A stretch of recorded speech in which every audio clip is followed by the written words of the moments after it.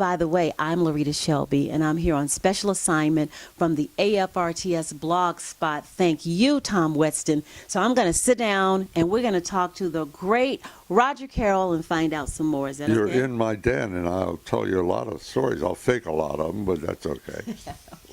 Well, I would say fake it till you make it, but in your case, that's not the truth because you are the real deal. Look around, look around. Thank you. So, I am so super excited to be here today with you. My first question is, when did your career begin with AFRTS? Actually, when I joined the Army. When I went into the Army, before I would get drafted, so I joined the Army, and then I was assigned to World Headquarters, Armed Forces Radio, 1016 North McCadden Place, Hollywood 90038, 7 miles from home, which I'm not going to use the word bitched, but I complained a lot that I want to be somewhere in Tokyo or in Berlin. I don't want to be at 1016 North McCadden Place doing news. What I did, one night I worked 1, 3, and 5, and then the other nights 12, 2, 4, and 6, 15-minute newscasts. Then I asked if I could do a record show, talking to disc jockeys around the country. And I did that, and I was at Armed Forces Radio. And when I got out of the Army, they asked if I would do a show, and I joined Armed Forces Radio as a civilian. That lasted for about 22 years. So that's how it all started. But I was, I don't know, what do you want to know? I went back to ABC as a staff announcer.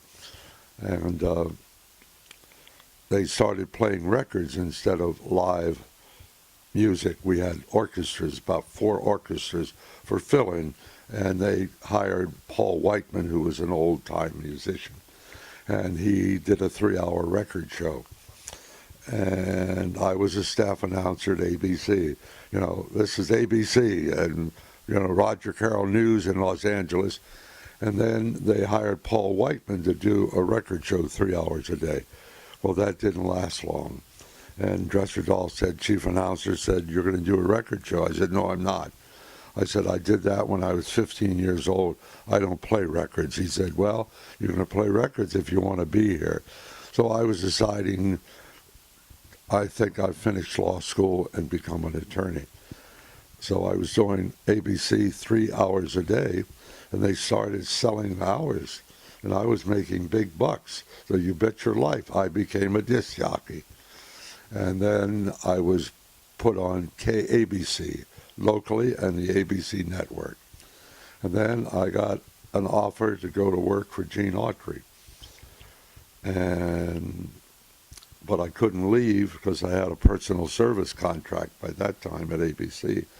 And I went to work for Gene Autry about 7 months after they first talked to me.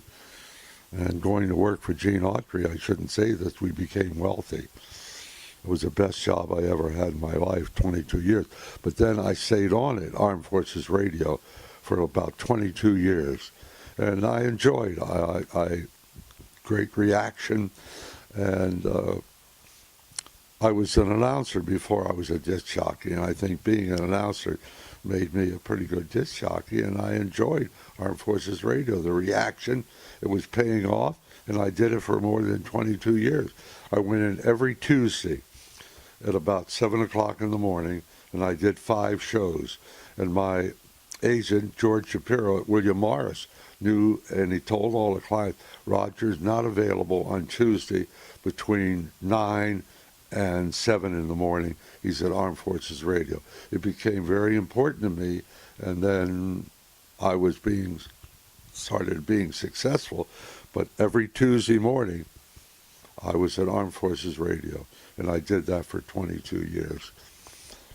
And at first, we weren't paid for it. And a lot of guys complained, and we started getting paid for it. And I just gave all the money to Air Force need where they need it. What the Armed Forces Radio have groups that help the passengers, but and Veterans. yeah, and I donated all the money to that. I didn't want the money.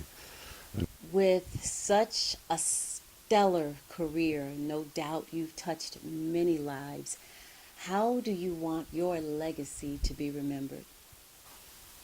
I wasn't a disc jockey. I was an announcer who became a disc jockey. And there's a lot of difference by being an announcer first. I served my country. I felt that I had a great career, outstanding for my family.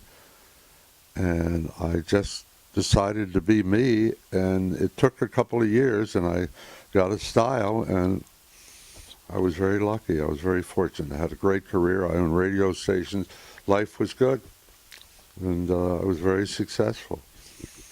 Thanks to the guy upstairs who watches over us all the time. And, can I tell a Pearl Bailey story? I love that. Sal Ilsen called me. I used to do all of their television shows. I announced everything they did. And it was Pearl Bailey. And Sal called me and said, you're not going to do the Pearl Bailey show. She wants her own guy. So I said, fine. You don't have to apologize to me. And the next day he calls and says, can you get over to ABC? I said, what's going on? He said, you're going to do the Pearl Bailey show. She said she doesn't like the announcer, who was a friend of hers. So I went in there and I went in the booth and we did the rehearsal, and Pearl Bailey stopped and said, now that's what I call an announcer. And I did all of her shows and did New York with Carol Channing and did a lot of things. But that's the way it happened. I was a real announcer. So right now, at my age, at 90 and a half, I don't remember some of this stuff, and I'm just making it up. No, it was a very important part of my life. And I think it helped my career. The guys I worked for appreciated the fact that I took the time to do things for Armed Forces Radio before we were paid for it. Served my country. I didn't have to be in the military. I was a sole surviving son. I didn't have to go. My older brother was killed in World War II, so I didn't have to go into service. Drove my mother crazy, but then when I was stationed 2 miles away from her house, made her happy. Like she had a big plug with the president.